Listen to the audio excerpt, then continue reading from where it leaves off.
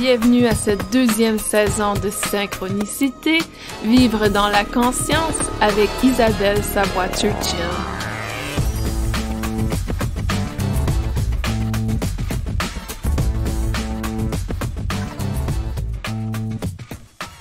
Bienvenue à cette deuxième partie de notre conversation par rapport à nos guides et à la communication avec les guides.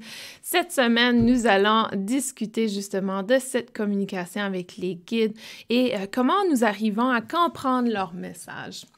Lorsque je discute avec les gens de cet aspect, je leur indique toujours que les guides sont omniprésents, c'est-à-dire qu'ils sont toujours avec nous. Ils peuvent toujours nous entendre, nous comprendre. C'est extrêmement important de réaliser qu'ils sont là et ils arrivent à nous comprendre très facilement. C'est plutôt nous qui n'arrivons pas à les comprendre. Et parfois, les gens vont me dire « je ne veux pas trop en demander à mes guides », alors que le rôle des guides est de nous accompagner. Donc, il est tout à fait OK de faire plusieurs demandes à nos guides et de les inviter à nous aider. C'est vraiment pour eux leur rôle et également, ils le font avec plaisir. Par contre, comme toute personne n'aime pas se faire répéter la même chose à plusieurs reprises, il faut faire attention que lorsque l'on fait certaines demandes à nos guides, de ne pas répéter la demande à chaque minute, à chaque jour, etc. C'est un peu comme si vous demandiez à quelqu'un de sortir les poubelles et vous alliez faire votre demande à chaque 5 minutes. As-tu sorti les poubelles? As-tu sorti les poubelles? Donc, ça peut être un peu agaçant, mais surtout, c'est que ça indique à l'intérieur de soi que l'on n'a pas confiance que notre demande a été entendue et qu'on n'a pas confiance qu'on va pouvoir recevoir ce que l'on a demandé. Donc, ça, il faut être en intégrité par rapport à cet aspect, c'est-à-dire qu'on fait une demande et on accepte que la demande a été entendue et reçue et on lâche prise à ce moment-là du besoin de faire réaliser la demande dans le moment présent. Donc, nos guides sont constamment avec nous et j'aimerais vous remercier pour vos questions. Donc, il y a plusieurs personnes qui m'ont envoyé des questions. L'une des questions était par rapport à est-ce que l'on doit être dans un état méditatif pour communiquer avec nos guides? Donc, on n'a pas besoin d'être dans un état de méditation pour pouvoir communiquer avec nos guides. Par contre, l'état méditatif vous permet de mieux comprendre les messages des guides. Comme je l'ai indiqué dans la première partie, les guides sont des êtres lumière de très haute fréquence, ce qui veut dire qu'ils ont une vibration et une fréquence très élevée à comparer à nous. Et pour que l'on puisse accéder ou comprendre leur message, on doit personnellement élever notre fréquence. Et en élevant notre fréquence, on a une plus grande facilité de comprendre leur message. Donc, c'est pour ça que c'est extrêmement important au départ, si on veut communiquer avec nos guides, de vraiment apporter cette élévation de fréquence, c'est-à-dire d'être dans un état d'amour, de calme, de paix intérieure. Parce que, évidemment, si on est dans la peur, dans l'inquiétude, dans le doute, dans la tristesse, ça va être très difficile de comprendre les messages de nos guides parce qu'on va être dans le doute, justement, difficulté à accepter les synchronicités. Donc, c'est très important de pratiquer, si vous voulez justement accéder au message de vos guides, de pratiquer le calme, pratiquer la relaxation, que ce soit au travers de la méditation, de la pleine conscience, que ce soit au travers d'activités qui vous permettent de vous détendre. Mais avec la pratique, avec le temps, vous n'avez pas besoin d'élever votre fréquence pour pouvoir communiquer avec eux parce que vous allez comprendre le message. Donc, on applique souvent une base, si on veut, différente à la communication avec les guides, alors qu'on doit appliquer la même base que dans la vie. C'est-à-dire que communiquer avec les guides, c'est apprendre un nouveau langage complètement. En tant qu'adulte, c'est extrêmement difficile d'apprendre un nouveau langage. Donc, si vous alliez apprendre la langue russe demain, ça va vous prendre énormément de temps et de pratique et vous devez vous placer dans un état de concentration et d'étude pour pouvoir vraiment intégrer l'information. Donc, c'est la même chose avec la communication avec les guides, c'est apprendre un nouveau langage. C'est un langage qui nous entoure chaque jour, mais qu'on ne comprend pas. Et lorsqu'on apprend un nouveau langage, il y a des étapes. Donc, on va apprendre la prononciation, on va apprendre l'alphabet, on va apprendre des petits mots simples, des petites choses simples. Donc, c'est extrêmement important d'appliquer le même concept d'apprentissage à la communication avec les guides. Donc, souvent, les gens se disent « Ah, ça va arriver du jour au lendemain parce qu'il y a des gens que c'est comme ça que ça se passe. » Mais c'est pas du tout le cas pour la population générale. Donc, il faut vraiment développer cette capacité, un peu comme on développe un nouveau langage, une compréhension d'un nouveau langage. Donc, la première étape, c'est d'apprendre l'alphabet. Et l'alphabet, justement, c'est élever sa fréquence, si on veut, donc pouvoir apporter une fréquence spécifique pour pouvoir connecter avec nos guides. Ensuite, on va avec les petits mots simples, hein? Donc, les petits mots simples, ce sont les petits signes qui nous entourent, les synchronicités qui nous entourent. Donc, les guides ont tendance à communiquer avec nous en laissant des pièces de monnaie à des endroits inhabituels, des plumes d'oiseaux à des endroits inhabituels, également les chiffres miroirs, donc les 21h21 ou 11h11, que ce soit sur une horloge, que ce soit sur une licence de voiture, que ce soit le numéro d'une adresse. Je vous donne un exemple. Lorsque je suis déménagée ici en Caroline du Nord, nous avons loué une maison qui est le 111, donc 111. Donc, pour moi, c'était très significatif et je me souviens que les guides m'avaient dit « Tu vas savoir lorsque c'est la maison que vous allez habiter, votre logement. » Et en effet, lorsque j'ai vu le 111, je savais que c'était notre place.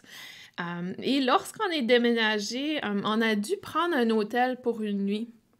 Et ça aussi, ça peut être la communication des guides. On est entré dans l'hôtel et je me suis sentie immédiatement épuisée, complètement fatiguée, pas bien du tout. Et j'entendais quelque chose qui me disait de sortir de là immédiatement. Alors, je n'ai pas douté. J'ai regardé mon conjoint, j'ai dit « On peut pas coucher ici, il faut sortir immédiatement. » Disons que mon conjoint, qui est super, qui m'appuie énormément dans tout, n'a pas posé de questions, on est sorti. Lorsqu'on est arrivé dans la voiture, j'ai eu peur pour un moment parce que on n'avait pas d'autre endroit à coucher et c'était vraiment un peu dernière minute. Donc, c'est certain que la peur est remontée. Je me suis dit non, ça va être OK, tout va être OK. J'ai demandé l'aide de mes guides à ce moment-là. Et on a appelé l'installation militaire, mon conjoint est militaire. Donc, on a appelé l'installation militaire, on a trouvé une chambre et on a conduit sur l'installation militaire. Et lorsqu'on est arrivé à la chambre, le numéro de chambre était, et oui, le 111, donc 111. Donc, pour moi, c'était une évidence que mes guides me confirmaient qu'on avait fait la bonne chose et que maintenant, on était en sécurité. Donc, par contre, pour une personne qui n'a pas appris le langage de nos guides, toutes ces synchronicités auraient peut-être seulement semé le doute ou la peur et qu'il n'y aurait pas eu vraiment de compréhension à un plus haut niveau. Alors que pour moi, c'était très clair. Donc, tout ça pour dire que je n'avais pas besoin d'être dans un état méditatif pour communiquer avec mes guides à ce moment-là. Je comprenais très bien. Donc, plus on évolue avec la communication avec les guides, plus ça devient facile. Un peu comme lorsque vous apprenez un nouveau langage, vous n'avez plus besoin d'aller en classe pour le pratiquer. Maintenant, vous pouvez être dans le pays qui parle la langue et être très confortable. Et c'est la même chose avec les guides. Donc, les signes sont peut-être les petits mots très simples que vous pouvez commencer à reconnaître. Et je vous dirais souvent, lorsqu'on se pose la question « Est-ce que c'est mes guides? » C'est en fait nos guides. Donc, on est souvent notre plus grande limite, notre plus grand obstacle dans la communication avec les guides parce qu'on doute de tout. Et le doute, évidemment, apporte la peur ou l'inquiétude et qui fait qu'on ne fait pas confiance à nos capacités. Donc, le doute fait partie du processus, mais éventuellement, on doit tout simplement observer, accepter et pas nécessairement suranalyser toutes les situations. Et ça, c'est important de comprendre aussi la communication avec les guides. Il faut faire attention de ne pas trop analyser, tout simplement accepter les faits, le moment présent, ce que vous avez reçu comme information et éventuellement vous recevez des messages. Donc, certains aspects pour moi peuvent représenter quelque chose alors que pour vous, ça peut représenter quelque chose de très différent. Donc, c'est pour ça que des fois, j'évite d'analyser les représentations de certaines choses que d'autres personnes vivent parce que, surtout les rêves, par exemple, parce que ce n'est pas toujours la même représentation que si c'était moi qui avais vécu l'expérience. Donc, je vous donne un exemple. Je fais souvent des initiations au Reiki. Et durant l'initiation au Reiki, souvent je reçois des messages. Donc, à la fin de l'initiation, ça ne fait pas partie du Reiki, mais j'ai la capacité de communiquer avec les guides. Donc, j'offre souvent l'occasion à mes étudiants de pouvoir poser de 2 à 3 questions à leur guide pour pouvoir les accompagner. Et un jour, l'une des informations que les guides m'ont données, c'était j'ai vu un canard ou un oie, je crois. C'était une oie.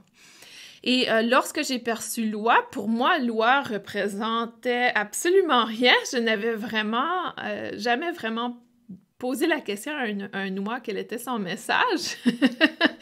Donc, ça ne représentait pas grand-chose. Par contre, les oiseaux, pour moi, représentent la liberté, représentent prendre un envol, mais l'oie est souvent perçu comme un animal qui ne vole pas énormément, surtout sur les fermes. Donc, et mon expérience dans le passé avec les oies, c'était une attaque de 3 oies qui me couraient après à l'écurie. Donc, ce n'était pas hyper positif. Donc, je n'ai pas osé faire d'interprétation. Et lorsque j'ai partagé le message des guides à la personne, j'ai dit « Est-ce que l'oie représente quelque chose pour toi? » Et je lui ai vraiment indiqué que c'était une oie blanche avec un bec orange, des pattes oranges. Et pour cette personne, ça représentait quelque chose de très significatif dans la vie présente. Donc, tout ça pour dire que des fois, les guides vont communiquer des aspects qui, pour moi, ne fait aucun sens, mais pour la personne qui pose la question, ça fait tout le sens. Et c'est pour ça que des fois, c'est important de ne pas interpréter ce que l'on perçoit, mais plutôt de dire exactement ce qui est perçu. Un autre exemple, c'est que ça fait déjà plusieurs années, je dirais, à chaque fois qu'il y a une personne psychique qui fait des lectures intuitives, je vous dirais que dans ma vie, je me suis fait dire probablement une dizaine de fois que j'étais enceinte ou que j'allais avoir 2 garçons. Et pour moi, ça ne m'a jamais parlé parce que personnellement, le rôle de maman ne m'interpelle pas dans cette vie. Et de plus, ça ne me parle pas dans mon cœur que je vais avoir des enfants. J'ai d'autres informations par rapport à mes vies antérieures qui me laissent croire que ça ne fait pas partie de cette vie pour moi. Alors que tellement de gens me disent que je suis enceinte ou qu'ils me voient enceinte ou que je vais être enceinte, etc.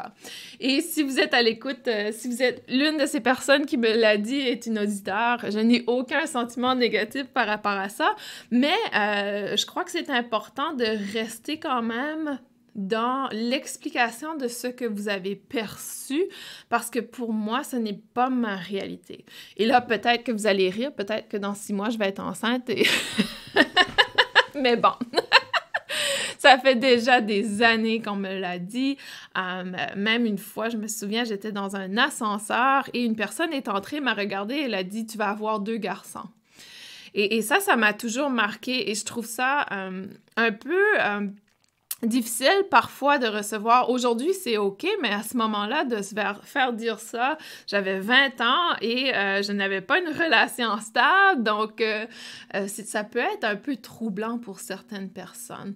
Donc, de faire une grande attention que si le message est pour une autre personne, que vous donnez ce que vous recevez comme information au lieu de donner l'interprétation de l'image ou de l'émotion que vous recevez. Donc, la communication avec les guides est vraiment quelque chose qui se développe. Ça commence justement par ces petits signes, ces petits mots. Lorsque vous trouvez des plumes d'oiseaux, des pièces de monnaie, lorsque vous voyez des ors miroirs ou des chiffres qui représentent une série de chiffres communs, ou peut-être que vous voyez toujours le 324. Donc, c'est peut-être un chiffre que vous voyez toujours. Lorsque vous remarquez les synchronicités, soyez très alerte à vos pensées. À quoi pensiez-vous juste avant de voir ce signe? Et plus vous allez pratiquer cette pleine conscience, cette capacité de revenir sur la pensée que vous aviez, plus vous allez comprendre les messages de vos guides. Un exemple, je suis dans ma cuisine et on a justement planifié une retraite à la mi-juin. Je suis l'une des conférencières invitées pour une retraite de l'éveil de la conscience ici aux États-Unis. Et je m'inquiétais un peu parce que je me disais, il y a encore le virus et là, on va faire un événement de groupe. Est-ce que c'est vraiment une bonne idée de faire cette rencontre?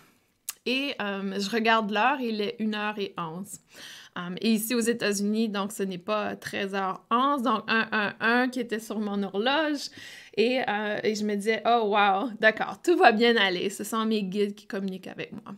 Donc, plus on va pratiquer, plus on va avoir la capacité de réaliser justement que les guides communiquent avec nous et plus on est alerte, plus on arrive à comprendre ce qu'ils essaient de nous dire. L'un des plus gros défauts de la communication avec les guides, c'est de ne pas écouter. Et vraiment, lorsqu'on n'écoute pas, ça veut dire que notre mental est actif et en train de développer des histoires ou des questionnements, etc. Donc, l'écoute, dans le fond, c'est être dans l'observation, dans le moment présent. Et un de mes auteurs favoris, Stephen Covey, disait toujours que si tu es vraiment dans l'écoute, tu n'es pas en train de penser à une réplique. Et ça m'a toujours marqué parce que c'est vrai, lorsque nous sommes dans l'écoute, le mental ne devrait pas être dans le questionnement, dans la réplique, dans la réflexion, mais plutôt dans l'accueil. Donc, l'écoute, c'est vraiment l'accueil du moment présent, l'observation de nos sens et de qu'est-ce qui se passe autour de soi. Donc, soyez très, très alerte à cet aspect et pratiquez l'écoute. Pratiquez l'écoute de façon très simple, on s'assoit et on écoute. Écoutez tous les sons, tout ce qui se passe à l'intérieur ou à l'extérieur de vous. Et ça, l'écoute va être votre meilleur outil pour pouvoir développer la communication avec les guides.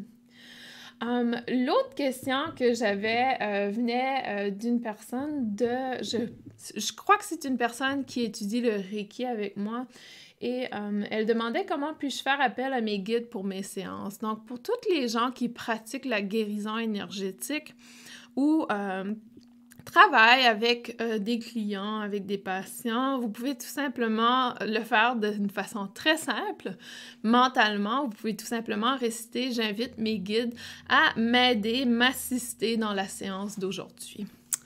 Et ça, c'est un autre aspect de l'être humain. On a tendance à apporter une complexité à tout. On veut tout nommer, tout catégoriser. Plus on apporte une complexité, plus on s'éloigne de nos guides. Nos guides sont extrêmement simples et tout est simple avec eux. C'est-à-dire qu'on fait la demande une fois, c'est fini, on n'a pas besoin de demander. Par contre, il faut être très clair dans notre demande. On émet l'intention mentale qu'ils soient présents. Ils sont présents. On n'a pas besoin d'allumer une chandelle, de faire des prières, d'apporter de l'encens. On n'a pas besoin de tout ça. Ça, c'est des complexités humaines qu'on a ajoutées pour pouvoir nous faire croire que ça fonctionne mieux de cette façon. Et ça, je le vois à chaque jour avec mes étudiants qui cherchent toujours un protocole spécifique pour un problème spécifique, alors que la vie est très simple. On émet une intention, l'intention est faite et c'est terminé. On n'a pas besoin d'apporter des millions de rituels et de petites choses. Les rituels que l'on fait, les symboles qu'on utilise, les techniques qu'on utilise, c'est tout simplement une façon de nous convaincre, de convaincre notre esprit qu'on a la capacité de manifester ce que l'on veut avec ces outils. Donc, c'est tout simplement une façon qu'on utilise pour se convaincre soi-même que ça fonctionne. Alors que un coup qu'on est convaincu, on n'a pas besoin de tous ces outils. Donc, pour répondre à ta question, Delie, comment puis-je faire appel à mes guides pour mes séances? J'invite tout simplement tes guides de cette façon-là. Je fais appel à mes guides pour ma séance pour qu'ils m'accompagnent. C'est aussi simple que ça. Et ils sont présents et ils sont heureux d'assister. L'un des aspects, par contre, que tu apportes que ça me fait penser, les guides sont extrêmement respectueux de notre volonté. Ça, j'en ai parlé dans le premier épisode où l'ange gardien est le seul qui va intervenir si jamais il y a un danger et le seul à vraiment intervenir, alors que les autres guides sont un peu plus respectueux, c'est-à-dire l'ange gardien, c'est pas qu'il n'est pas respectueux, mais il a le rôle de nous protéger, alors que les autres guides ont le rôle de nous guider. Mais tant et aussi longtemps qu'on ne les invite pas ou on ne leur donne pas la permission de nous assister, ils ne le feront pas nécessairement. Donc, soyez très conscients que si vous cherchez de l'aide de vos guides, donnez-leur la permission de vous aider, donnez-leur la permission de vous assister dans le processus. Ça, c'est extrêmement important de le comprendre. L'autre aspect, c'est que toute émotion négative envers vos guides va tout simplement vous éloigner de vos guides. Donc, ça ne sert absolument à rien d'engueuler vos guides pour peu importe qu'est-ce qui se passe, parce qu'eux, ils savent qu'est-ce qu'il est mieux pour vous, et vous êtes tout simplement en train de vous engueuler vous-même, parce que vous êtes votre plus grande barrière, votre plus grande limite. Donc, très important de rester dans l'amour lorsque l'on communique avec nos guides, c'est la façon qu'on est connecté à eux, dans le fond. Et de les engueuler va tout simplement leur faire rire. Ils vont rire de vous et se dire « Ouais, elle a vraiment rien appris. » Donc, restez toujours dans cet espace d'amour et ça m'a toujours surpris lorsque les gens me disaient « Ah, j'ai engueulé mes guides hier parce que ma vie ne change pas et ça fait plusieurs demandes que je leur fais, etc. » En tout cas, pour moi, ça me fait rire. Les guides ont tous une certaine personnalité, si on veut, mais il faut faire attention de ne pas... Ils sont toujours bienveillants, donc pourquoi être malveillant envers eux si ils sont toujours bienveillants envers nous? Mes guides ont tendance des fois à me jouer des tours, et c'est surtout lorsque je me prends trop au sérieux qu'ils vont nous jouer des tours. Et c'est tout simplement pour nous faire rire également. Des fois, leur humour n'est pas super drôle pour moi, mais j'apprends toujours à apprivoiser cet aspect et comprendre qu'ils veulent seulement mon bien. Un exemple parfait, j'étais en route pour un rendez-vous et j'étais en retard. Et là, il y a une personne hyper lente qui était devant moi, je n'arrivais pas à la dépasser. Et ensuite,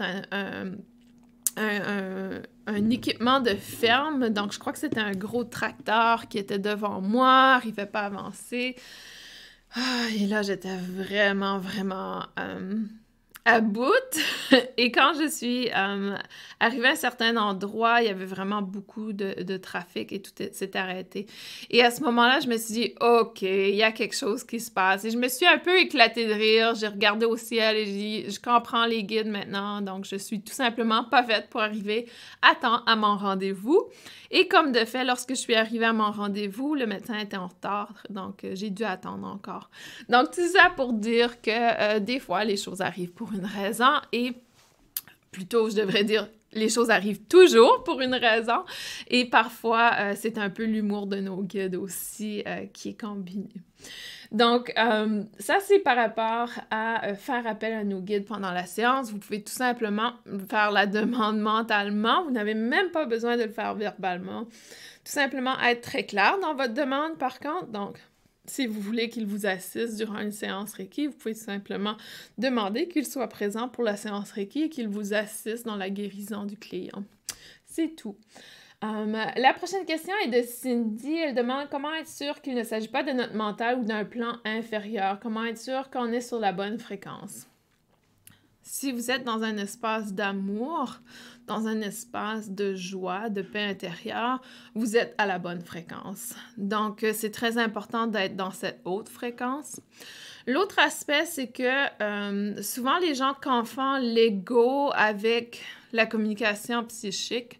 Honnêtement, je connais énormément de gens qui sont médiums, qui ont la communication avec leur guide et qui ont un très gros ego également. Donc, je crois que les deux ne sont pas nécessairement séparés. Il y a énormément de gens qui peuvent être dans la malveillance et quand même utiliser les guides. Un exemple, lorsque j'étais plus jeune, je suis allée chercher une lecture intuitive. Je me suis assise et la personne m'a dit que ses guides lui disaient qu'elle n'avait pas le droit de me donner les messages de mes guides.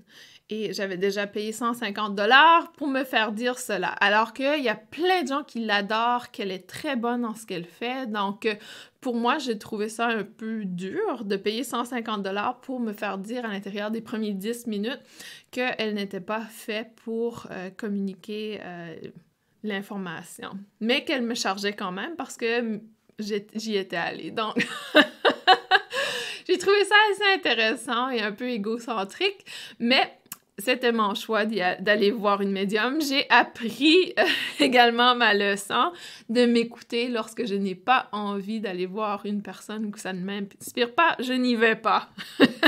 C'était peut-être une autre blague de mes guides.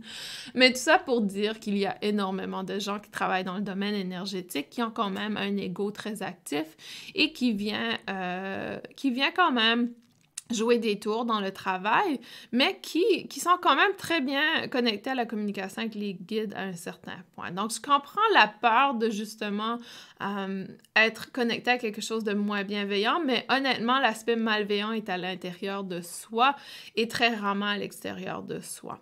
Donc, par contre, si vous allez travailler avec une planche Ouija, par exemple, il y a des fortes chances que vous allez attirer des fréquences un peu moins élevées parce que l'objectif de la planche Ouija est de bouger un aspect physique, donc de bouger le cadran. Et ça, c'est seulement des énergies d'une certaine fréquence. Vous n'aurez jamais un ange ou un archange, à ce que je sache, qui va bouger quelque chose parce que leur fréquence est tellement élevée que c'est difficile à bouger la matière pour eux. Donc, tout ce qui bouge la matière est normalement une fréquence énergétique qui n'est pas nécessairement de lumière. Donc, c'est souvent une énergie qui n'a pas traversé vers la lumière complètement. Donc, de faire attention dans cet aspect, mais lorsque vous élevez votre propre fréquence, que vous êtes dans l'espace d'amour, de bienveillance, et que vous communiquez à ce moment-là avec vos guides. Donc, si vous avez peur, si vous êtes inquiet, si vous êtes dans le doute, c'est soit que vous êtes dans votre espace égo ou que vous êtes tout simplement pas dans le bon espace pour être à la même fréquence que vos guides. Donc, il est possible à ce moment-là que vous êtes connecté à quelque chose d'autre. Mais si vous restez dans l'espace amour, il n'y a aucun problème. Vous allez être vraiment connecté à vos guides et vous n'avez pas besoin de vous inquiéter. Le mental, Cindy également. Le mental, donc l'esprit, peut être contrôlé par l'ego, peut être contrôlé par votre être supérieur également. Donc, c'est très difficile de savoir si c'est une pensée de notre être supérieur ou si c'est une pensée de notre ego. Par contre, en général, si c'est l'ego, il y a le peur, le doute, le questionnement. Si c'est votre être supérieur, vous êtes vraiment dans la confiance. Donc, un exemple, je suis à mon bureau, je reçois une idée tout d'un coup qui me vient en tête d'écrire un livre sur les animaux. Et là, je trouve ça que c'est une super idée. Et tout d'un coup, je me dis « Ah non, je n'ai pas les compétences. Pourquoi j'irais écrire ça? » Et le questionnement, dans le fond, là, c'est mon ego qui vient d'embarquer, qui analyse l'intuition que j'ai reçue. Donc, l'ego, souvent, va venir questionner, douter, être dans la peur, dans l'inquiétude, etc. Donc, ce n'est pas que l'idée que j'ai eue n'était pas mon intuition, mais c'est plutôt que l'intuition a été bloquée par mon ego avec l'analyse qui s'est produite par la suite. Donc ça, c'est important de comprendre, mais ça fait partie du cheminement. Donc le doute fait partie du cheminement. Il faut tout simplement l'accepter qu'il va être présent, le vivre et éventuellement lâcher prise de cet aspect. Donc, il n'y a absolument rien que je puisse vous dire qui va vous convaincre que vous communiquez avec les guides. La seule personne qui peut vous convaincre, c'est vous. Et la seule personne qui sait vraiment si c'était une communication avec les guides, c'est vous. Pour moi, je peux confirmer parfois, mais je peux donner mon opinion, mais je ne pourrai jamais vous convaincre. Et ça, c'est vraiment à vous de passer par-dessus ce besoin de savoir à tout prix si c'est vrai ou pas, si c'est une réalité ou l'imagination. De toute façon, peu importe, vous avez reçu cette information et qu'est-ce que vous en faites avec à ce moment-ci. Donc, c'est vraiment ça. Et c'est vraiment, je dis souvent aux gens que l'imagination, en fait, c'est vraiment trop souvent notre intuition. Donc, aussitôt qu'on se questionne, est-ce que c'était mon imagination? Je dirais que non, c'est votre intuition. Marie-Caroline demande comment être sûr de bien comprendre leur message. Il n'y a aucune façon d'être sûr de bien comprendre leur message tant et aussi longtemps que vous n'avez pas confiance avec vos capacités. Pour moi, lorsque je communique quelque chose à des gens, je vais leur demander « Est-ce que ça te parle? » Si ça ne leur parle pas, c'est parce que j'ai probablement mal compris le message. Et à ce moment-là aussi, il faut faire attention à l'aspect interprétation, comme je l'ai indiqué avec les oies antérieurement. L'aspect interprétation est vraiment notre ego parfois qui va interpréter certains aspects. Donc, ce n'est pas... Il y a un auteur que j'adore énormément, Mathias De Stefano, qui dit « Ce n'est pas d'aller chercher l'information, mais d'être l'information. » C'est-à-dire que c'est un peu comme si on télécharge l'information. Donc, on ne va pas ouvrir un livre et fouiller pour l'information. On va plutôt accueillir l'information et la télécharger. C'est de cette façon-là qu'on peut devenir très efficace au niveau intuitif et communication avec nos guides.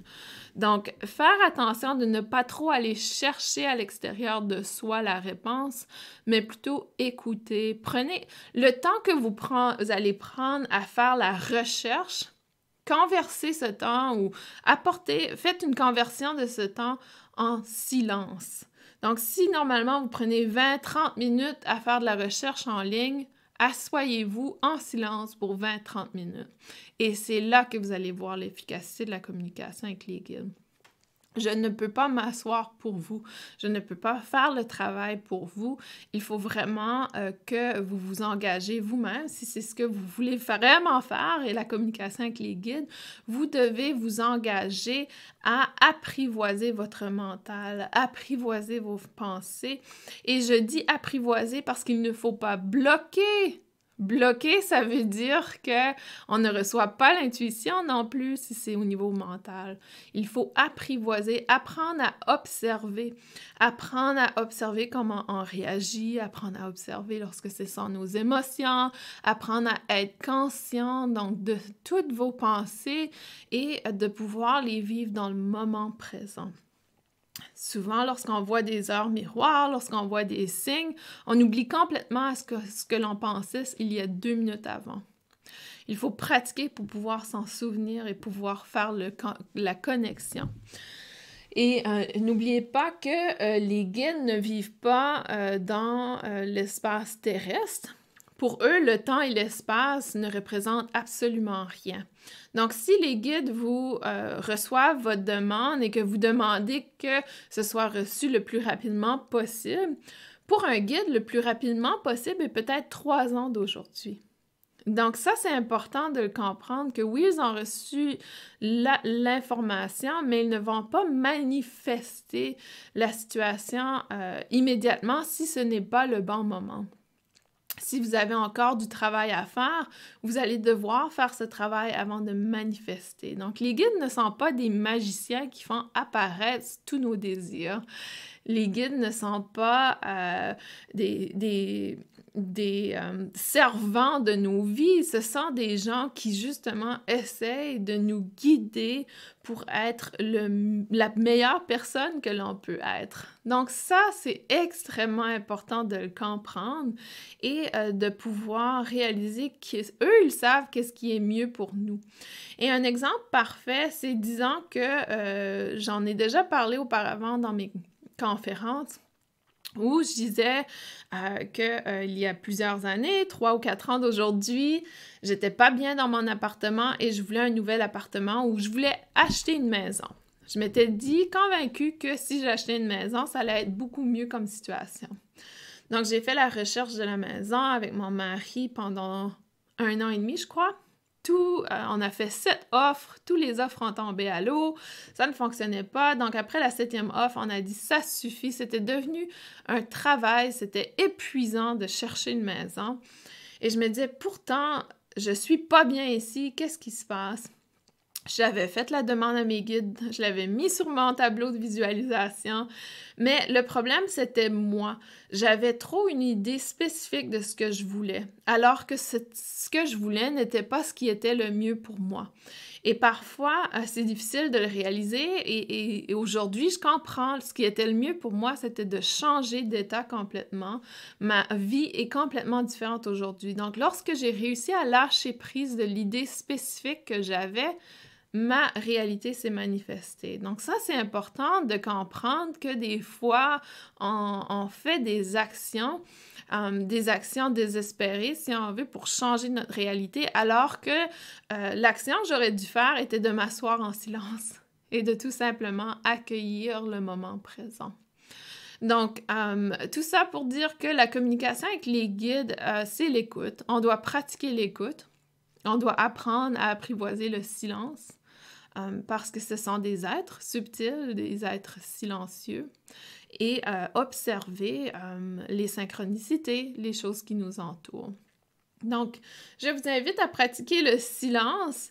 Pour un moment, vous pouvez tout simplement, après le balado d'aujourd'hui, vous asseoir en silence et écouter, tout simplement. Utilisez vos oreilles, écoutez, fermez vos yeux, observez l'intérieur et l'extérieur. Et à ce moment-là, vous pouvez poser une question, mais ne posez pas des millions de questions ou des millions de demandes. Posez une demande ou une question et écoutez. Et vous allez voir qu'éventuellement, vous allez recevoir les messages qui sont pour vous de vos guides. Alors, il y a tellement d'autres choses que je pourrais dire sur la communication avec les guides. On n'a même pas parlé des messages des animaux. Mais je suis certaine que ça vous donne quelques informations pour débuter votre processus de communication. Encore merci de votre présence, de votre écoute. Aujourd'hui, j'ai peut-être confirmé notre premier invité. J'ai très hâte de vous l'annoncer. On va voir, ce n'est pas complètement confirmé. Lorsque ce sera confirmé, je vous l'annonce. J'espère que oui, c'est une personne que j'admire énormément et surtout qui m'a beaucoup inspirée dans ma progression avec l'éveil de la conscience. Donc, je vous embrasse, je vous souhaite une belle semaine, une belle journée ensoleillée, que ce soit dans vos cœurs ou dans le ciel. Et à très bientôt pour le prochain épisode de Synchronicité. Au revoir!